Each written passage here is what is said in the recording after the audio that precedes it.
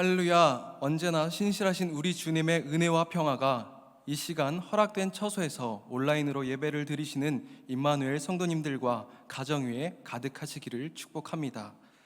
안녕하십니까? 저는 지난달 새롭게 부임한 안준호 목사입니다.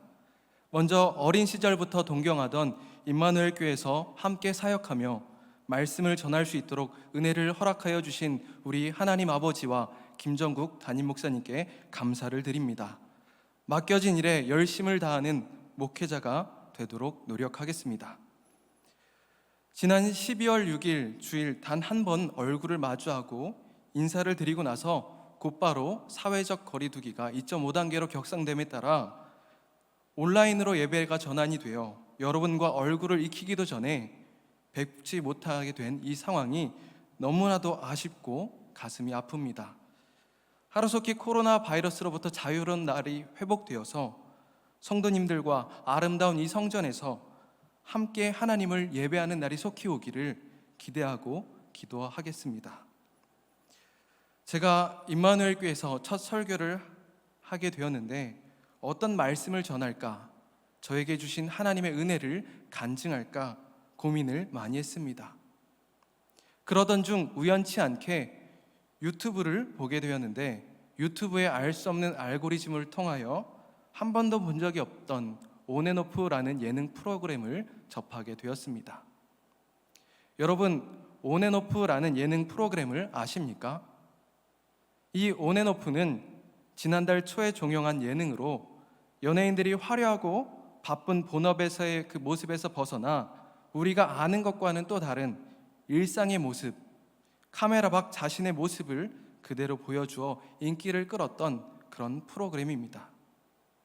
연예인의 모습을 끄고 꾸미지 않은 진짜 자신의 모습을 보여주는 것이죠. 그래서 이 예능을 보면 그 연예인의 모습 중에 우리가 알지 못했던 모습을 발견하기도 합니다. 이런 이미지의 연예인이었는데 카메라 뒤의 모습은 이런 모습이었구나. 그 연예인의 새로운 면들을 발견하고 우리가 더 그 연예인들을 좋아하게 해주었습니다. 이 예능을 접하면서 한편으로는 이런 생각을 해보았습니다. 그리스도인 된 우리도 온앤오프 할 때가 있지는 않았는가라는 고민입니다.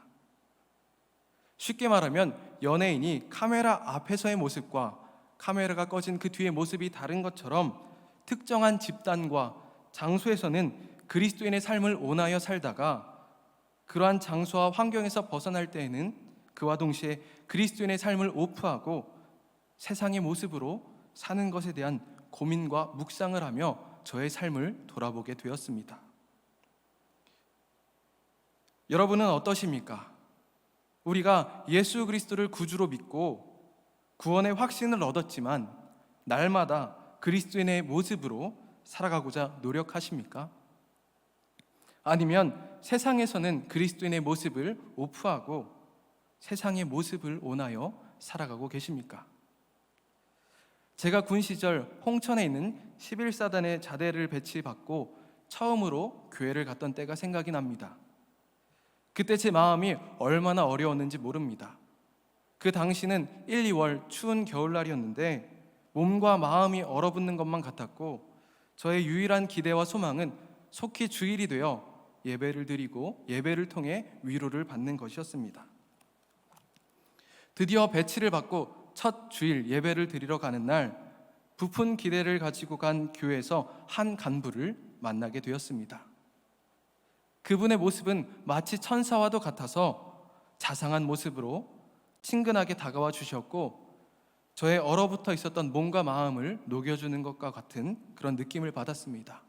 그러면서 군 생활에 대한 희망을 가지게 되었습니다. 아, 군대에도 이렇게 자상한 분이 있구나. 친절하게 다가와 주시고 너그럽게 품어주시는 분이 있구나. 그리고 다음 날이 되어서 그 간부를 다시 만나게 되었습니다. 그런데 당직 상관으로 만난 그분의 모습은 어제 교회에서 보았던 모습과는 완전히 다른 그런 모습이었고 추후 알고 보니 이미 부대 내에서는 폭언과 욕설, 인격 모독으로 소문이 자자한 분이라는 사실을 알게 되었습니다. 물론 지금이야 군대라는 특수한 상황이 이해되기는 하지만 그때 당시에 제가 받았던 그 충격은 아직도 잊혀지지 않습니다. 실제로 이런 일은 우리 곁에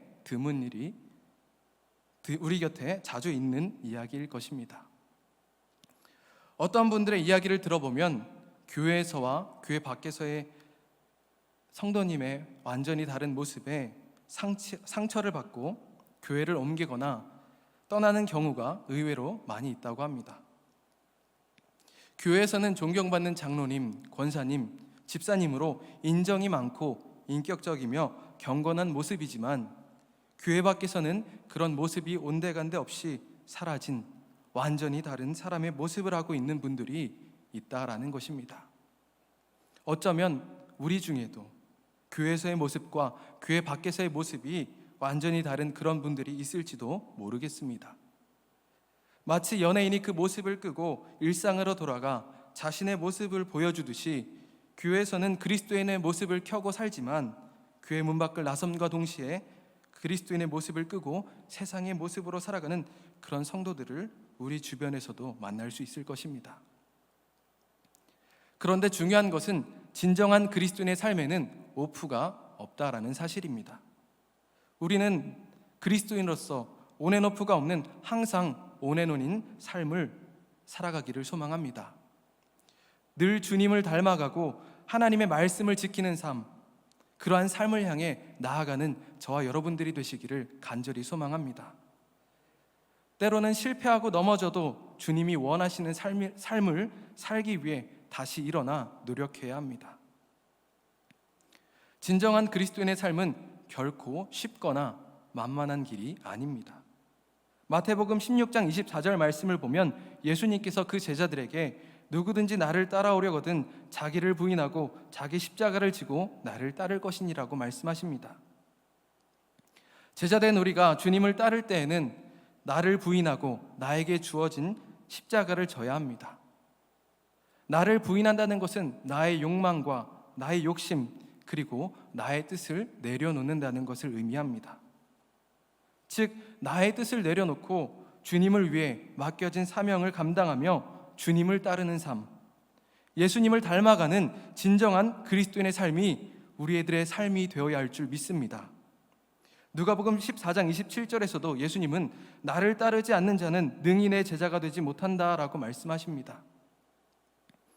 우리는 주님을 따르는 삶, 주님을 닮아가는 삶을 날마다 추구하며 나아가기를 소망합니다. 타협 없는 복음이라는 책을 쓴 스티븐 로스는 자기 십자가를 지는 일은 일생 단 한 번이 아닌 일생토록 매일 해야 할 일이라고 말합니다. 우리는 하나님께서 부르시는 그날까지 매일매일 십자가를 지고 그리스도인의 삶을 살아가야 합니다. 성경을 보면 그 어디에도 내 입맛대로 내가 편한 대로 신앙생활을 하라고 말씀하지 않으십니다. 하나님은 우리들에게 교회 밖에서는 세상의 모습으로 그렇게 살라고 말씀하지 않으십니다. 마태복음 5장 14절에서 16절 말씀을 보면 오히려 우리들을 향하여 너희는 세상의 빛이다 라고 말씀하시면서 우리의 빛이 다른 사람들에게 비추어 그리스도인다운 삶을 살라고 말씀하십니다.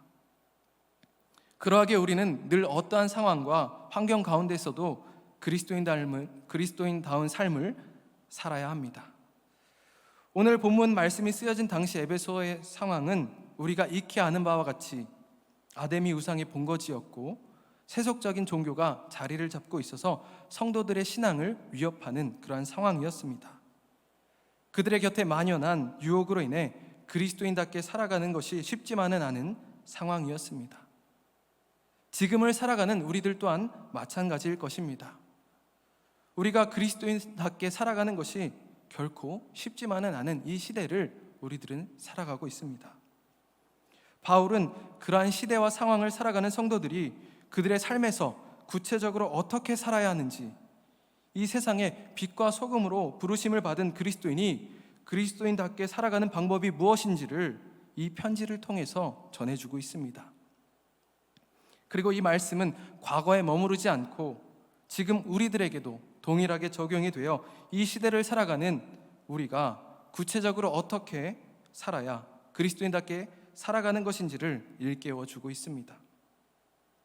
오늘 본문의 말씀을 보면 성도들에게 요구되는 구체적인 삶에 대해 권면하고 있는데, 이 시간 그리스도인의 구체적인 삶에 대해서 함께 나눌 때 많은 은혜와 도전 받으시기를 바랍니다. 성도된 우리들에게 요구되는 삶은 첫째로 빛의 자녀들처럼 행하는 것입니다. 본문 8절 말씀을 보면 너희가 전에는 어둠이더니 이제는 주 안에서 빛이라 빛의 자녀들처럼 행하라고 말씀합니다. 우리가 예수 그리스도를 영접하기 이전에는 어떠한 존재였습니까? 우리는 어둠과 같은 존재였습니다. 죄로 인해 우리는 거룩하신 하나님과의 관계가 끊어지게 되었고 하나님께 나아갈 수 없는 존재였습니다. 우리는 죄로 인하여 영원히 죽을 수밖에 없는 그러한 불신앙의 상태였고 썩어져가는 세상의 풍조를 따라 사는 그러한 존재였습니다. 그러나 이제는 요한복음 1장 9절의 말씀과 같이 참 빛이신 예수 그리스도께서 이 땅에 오심으로 말미암아 우리는 어둠의 권세로부터 건져냄을 받아 주님 안에서 빛의 자녀가 되었습니다. 여기에서 주목해야 하는 것은 우리가 스스로 빛이 된 것이 아니라는 사실입니다. 우리는 누구 안에서 빛이 되었다고 말씀합니까? 우리는 주님 안에서 빛이 되었습니다. 우리는 본래 스스로 빛을 발할 수 있는 존재가 아닙니다. 본래 죄의 어둠 가운데 있었던 그러한 존재입니다. 그러한 존재인 우리가 빛이 될 수 있는 것은 주님 안에 거하는 것뿐이라고 성경은 말씀합니다. 우리가 주님 안에 거할 때 우리 안에 어둠은 물러가고 우리는 빛으로 거듭나게 됩니다.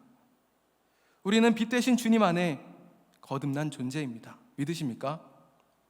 그렇기 때문에 우리는 빛처럼, 빛의 자녀들처럼 행하여 참 빛이신 예수 그리스도를 우리들의 삶을 통하여 이 땅 가운데 드러내야 할 줄 믿습니다. 다른 스스로 빛을 발할 수 없지만 태양을 반사하여 그 어둠을 밝히듯이 말입니다. 오늘 본문의 말씀을 통해 바울은 성도는 생활이나 행위에 있어서 믿지 않는 자들과 분명한 차이가 있어야 한다고 권면합니다. 우리들의 삶이 세상 사람들과는 달라야 한다는 것입니다. 마태복음 7장 20절 말씀을 보면 예수님께서 그들의 열매로 그들을 알리라고 말씀하십니다. 사과나무가 사과를 맺음으로써 사과나무인 것을 알 수 있듯이 빛의 자녀는 빛의 열매를 맺음으로써 우리가 빛의 자녀됨을 알 수 있다는 것입니다. 그렇다면 빛의 열매를 맺는 삶은 구체적으로 어떠한 삶입니까? 그것은 9절 말씀에 자세히 기록되어 있습니다. 함께 9절 말씀을 봉독하시겠습니다. 빛의 열매는 모든 착함과 의로움과 진실함에 있느니라. 아멘. 9절 말씀에 보면 빛의 열매는 세 가지로 나타납니다. 첫째는 착함입니다. 오늘 본문의 착함으로 번역된 헬라어 아가도시네는 단순히 마음이 부드러운 착함의 차원을 넘어서 적극적으로 선을 행하는 상태를 뜻합니다. 다시 말하면 하나님의 말씀을 나의 삶에서 실현시키면서 적극적으로 하나님과 이웃들에게 유익을 끼치는 삶을 맺어야 한다는 것입니다. 두 번째는 의로움입니다. 의로움으로 번역된 헬라어 디카이오시네는 하나님의 법에 순종하고 하나님과 사람에 대한 자신의 의무를 이행하는 공정하고 올바른 행위를 의미합니다. 하나님의 말씀에 순종하고 하나님과 사람에 대한 의무를 다하고 어떠한 환경과 상황 가운데서도 공정하고 올바른 삶을 열매로 맺어야 한다는 것입니다. 셋째는 진실함입니다. 진실함으로 번역된 헬라어 알레테이아는 말과 행위에 있어서 진실함, 순수함, 정직함을 의미합니다. 빛의 자녀는 하나님과 사람 앞에서 진실하고 이익을 따지지 않는 순수함을 가져야 하며 정직한 삶을 맺어야 합니다. 이처럼 빛의 자녀된 우리가 삶으로 맺어야 할 빛의 열매는 적극적으로 선을 행하며 하나님의 말씀에 순종하고 의무를 다하고 공정해야 하며 진실되고 정직함이 우리들의 삶에 있어서 균형 있게 나타나야 한다는 것입니다. 이것이 하나님의 참된 자녀가 됨을 판단하는 근거가 되기 때문입니다. 바라고 원하기는 빛의 자녀로 거듭난 우리의 생활과 행위 가운데 빛의 열매를 맺음으로써 믿지 않는 세상 사람들과 분명한 차이가 있는 빛다운 삶이 되시기를 간절히 소망하고 축복합니다. 성도된 우리에게 요구되는 구체적인 삶은 둘째로 세월을 아끼는 것입니다. 오늘 본문의 말씀 15절 16절 말씀을 보면 너희가 어떻게 행할지를 자세히 주의하여 지혜 없는 자 같이 하지 말고 오직 지혜 있는 자 같이 하여 세월을 아끼라 때가 악하니라고 말씀하십니다. 15절에서 우리는 행함에 있어서도 어떻게 행할지를 주의 깊게 살피며 행해야 함을 요구합니다. 우리의 본성과 세상의 풍조를 따라 행하면 안 된다는 것입니다. 지혜 있는 사람은 그 삶을 조심스럽게 살피며 하나님의 뜻을 잘 이해하고 그 뜻을 따르는 삶입니다. 우리는 그냥 내 본성대로 세상의 풍조를 따라 사는 것이 아니라 하나님을 이해하고 그 뜻을 따르는 삶을 살아야 할 줄 믿습니다. 사람들이 많이 사용하는 말들 중에서 세월이 야속하다라는 말이 있습니다. 이 말은 세월이 빠르게 흐르는 것에 대한 섭섭함을 나타내는 말입니다. 이런 말이 있을 정도로 얼마나 세월은 빠르게 흘러갑니까? 얼마 전에 시작된 것 같은 올해도 어느덧 열흘이나 지나갔습니다. 제가 어젯밤에 잠깐 휴대폰에 있는 아이들의 사진을 되돌아보았습니다. 아장아장 걷고 엉금엉금 기던 저희 아이들이 어느덧 5살, 3살이 된 것을 보면서 세월이 너무나도 빠르게 흐른다라는 것을 느꼈습니다. 우리가 살아가는 이 세월이 얼마나 빠르게 흘러가고 있습니까? 그런데 중요한 것은 이처럼 빠르게 흘러가는 세월을 어떻게 활용하냐는 것입니다. 빛의 자녀는 빠르게 흐르는 세월을 죄를 짓는 일에 허비해서는 안 될 줄 믿습니다. 학창 시절을 떠올려 보면 제 기억 속에는 공부 잘하는 친구들은 시간을 허비하지 않았습니다. 체계적으로 공부할 과목들을 정리하고 시간을 잘 분배하여 활용하여 시험을 잘 치르는 것을 보았습니다. 반면에 공부를 잘하지 못하는 친구들은 그냥 잡히는 것을 공부하고 체계적으로 정리하지 못하며 되는 대로 공부하다가 시험을 망치는 것을 많이 보았습니다. 마찬가지로 빛의 자녀된 우리들은 지혜 없는 자처럼 세월을 허비하는 것이 아니라 빛의 자녀답게 어떻게 행할지를 주의 깊게 살피고 이 시대에 우리들에게 요구하시는 하나님의 뜻을 이해하고 그 뜻을 행하는 일을 놓치지 말아야 할 줄 믿습니다. 우리가 하나님의 뜻을 이해하기 위해서는 하나님께 더욱더 가까이 나아가야 합니다. 하나님과 더 깊은 교제가 필요합니다. 우리는 하나님의 말씀을 통해서, 기도를 통해서 하나님의 뜻을 온전히 이해할 수 있습니다. 말씀과 기도로 하나님의 뜻을 이해하며 세월을 허비하지 않고 하나님의 뜻을 이루는 일에 아름답게 세월을 사용할 수 있는 저와 여러분들이 되시기를 간절히 소망하고 축복합니다. 성도된 우리에게 요구되는 삶은 셋째로 주의 뜻을 이해하는 것입니다. 바울은 에베소 교인들에게 소극적이고 어리석은 자가 되지 말며 적극적으로 주의 뜻을 이해하는 자가 되라고 권면합니다. 여기에서 이해한다는 말로 번역된 헬라어 쉬니에테는 마음을 기울이다, 노력을 쏟다라는 의미입니다. 저는 이 쉬니에테의 의미를 보면서 연애하는 사람이 사랑하는 상대방을 대하는 마음이 떠올랐습니다. 내가 사랑하는 상대를 더 깊이 이해하기 위해서 그 상대를 향하여 마음을 기울이고 그 사람이 좋아하고 싫어하는 것들을 파악하기 위해 더욱더 노력하는 그 모습 말입니다. 아마 연애를 해보신 분들은 이러한 마음을 이해하실 것입니다. 사랑하는 사람을 이해하기 위해서 마음을 기울이고 노력을 다하는 것처럼 우리가 사랑하는 주님께 마음을 기울이고 주님께서 기뻐하실 일들을 파악하며 그것을 알기 위해 노력을 쏟아야 할 줄 믿습니다. 바라기는 주님께서 기뻐하실 일들을 알기 위해 주님의 마음을 이해하려 노력하는 우리 모두가 되기를 소망하고 축복합니다. 그런데 중요한 것은 그러하기 위해서 우리들에게 반드시 필요한 것이 있다는 사실입니다. 그것은 바로 오늘 본문 이후에 18절 말씀 후반절에 나온 것과 같이 성령의 충만함을 받는 것입니다. 성령의 충만을 받는 삶은 그리스도인이 능력 있는 삶을 살아갈 수 있도록 하는 필수 요건입니다. 갈라디아서 5장 17절 말씀을 보면 육체의 소욕은 성령을 거스르고 성령은 육체를 거스르나니 이 둘이 서로 대적함으로 너희가 원하는 것을 하지 못하게 하려 함이니라 라고 말씀합니다.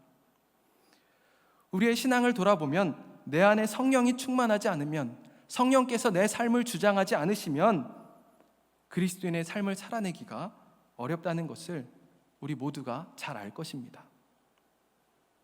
성령께서 나를 주장하지 않으시면 우리는 육체의 소욕을 따라 그리스도인의 옷을 벗어버리고 세상의 모습으로 살아가기가 너무나도 쉽습니다. 그러나 갈라디아서 말씀과 같이 성령은 육신을 거스르기 때문에 성령이 우리 안에 충만하여 성령께서 우리들을 주장하시면 우리들은 온전한 그리스도인의 삶을 살아갈 수 있게 될 줄 믿습니다. 간절히 바라기는 우리가 날마다 어느 곳에 있든지 무엇을 하든지 성령께서 우리를 주장하셔서 주님의 뜻을 이해하고 육신을 거스르며 성령으로 살아가는 참된 그리스도인들이 되시기를 주님의 이름으로 소망합니다. 제가 설교를 준비하면서 하나의 칼럼을 보았습니다. 그 칼럼은 십자가 목걸이 해주세요, 알아서 피해 다니게요 라는 칼럼이었습니다. 이 칼럼의 내용은 이렇습니다. 인터넷에서 한 댓글을 보았는데 교회 다니는 사람을 분별하여서 피해 다닐 수 있게 교회 다니는 사람들은 십자가 목걸이를 해달라는 것이었습니다. 이 칼럼을 보고 이런 느낌을 받았습니다. 우리는 더 이상 너희들에게 기대하지 않아. 너무 많은 실망을 했어. 우리가 알아서 피해 다닐게. 우리 서로 부딪히지 말자. 마치 모든 것을 포기하여 기대조차 없는 것처럼 피해 다니겠다는 그 말이 얼마나 가슴 아픈 일입니까? 우리의 삶이 저들이 기피하는 삶이 아니라 빛이 되는 삶이 되기를 간절히 소망합니다. 우리의 삶을 통해 믿지 않는 자들이 예수님을 경험하게 되고 어둠에서 빛으로 나올 수 있게 되기를 간절히 소망하고 축복합니다. 사실 저도 말씀을 묵상하고 준비하는 기간 동안 더욱더 그리스도인답게 살아보려고 노력을 했지만 완벽하게 살아낼 수는 없었습니다. 아마 여러분도 마찬가지일 것입니다. 그러나 그럼에도 우리가 포기하지 말아야 할 것은 주님께서 우리를 빛의 자녀로 불러주셨기 때문입니다. 사람이 사람답게 살아야 하듯이 그리스도인은 그리스도인답게 살아야 합니다. 예수 그리스도께서 그 보배로운 피로 우리를 구원하셨으니 예수 그리스도의 사람으로서, 주님의 피로 사신 바 된 사람으로서 그에 합당한 삶을 살기 위해 몸부림쳐야 합니다. 우리가 함께 몸부림치며 날마다 그리스도인의 삶을 온해는 하시기를 간절히 축복합니다. 위기는 기회다라는 말이 있습니다. 코로나로 인해 함께 모이지 못하고 서로 멀리 떨어져 어려움을 겪는 이 위기의 때가 오히려 기회의 때가 될 수 있다는 것입니다. 우리들이 흩어져 있어도 허락된 그곳에서 그리스도인다운 삶을 살아갈 때 하나님께서는 우리의 삶을 기뻐 받으실 것이고 우리들의 그 삶을 통하여 이 땅 가운데 주님의 선한 영향력이 흘러가게 될 줄 믿습니다.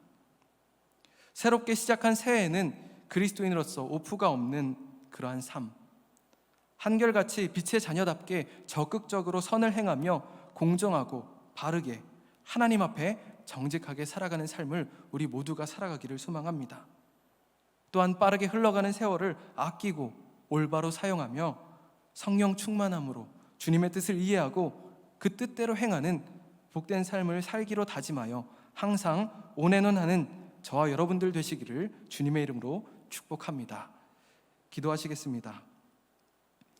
늘 한없는 사랑으로 우리를 인도하시는 하나님 아버지, 어둠 가운데 있던 저희들에게 먼저 빛으로 다가와 주셔서 빛의 자녀로 삼아주시고 그리스도인으로 불러주신 그 은혜에 감사를 드립니다. 그러나 저희들 주님의 은혜를 입었음에도 때로는 연약하여서 그리스도인으로서의 삶을 잊고 세상의 소욕을 따르며 살았음을 이 시간 참회하며 회개합니다. 저희들의 연약함을 용서하여 주시고 새해에는 성령께서 저희들의 삶을 주장하여 주셔서 날마다 빛의 열매를 맺고 세상을 비추는 주님의 자녀다운 삶을 온앤온하여 살아갈 수 있는 용기와 능력을 허락하여 주시옵소서. 또 오늘 담임 목사님의 말씀을 통하여 온전한 11조를 결심하겠습니다. 결단하게 하여 주시니 감사를 드립니다. 한 주간 저희들 받은 말씀을 붙잡고 순종하여 하나님을 경외하는 성도된 의무를 다하게 하여 주시고 올 한 해 결단함으로 하나님께서 부어주시는 축복을 대대로 누리며 승리하는 복된 삶이 될 수 있도록 주여 인도하여 주시옵소서. 이제는 우리 주 예수 그리스도의 대속의 은혜와 아버지 하나님의 무한하신 사랑과 성령님의 친밀한 사귐이 이 시간 세상의 모습을 끄고 날마다 빛의 자녀로 그리스도인답게 살아가기로 결단한 임마누엘 모든 성도들 가운데 그리고 그들의 가정 가운데 이제로부터 영원토록 함께하여 주시기를 간절히 축원하옵나이다. 아멘.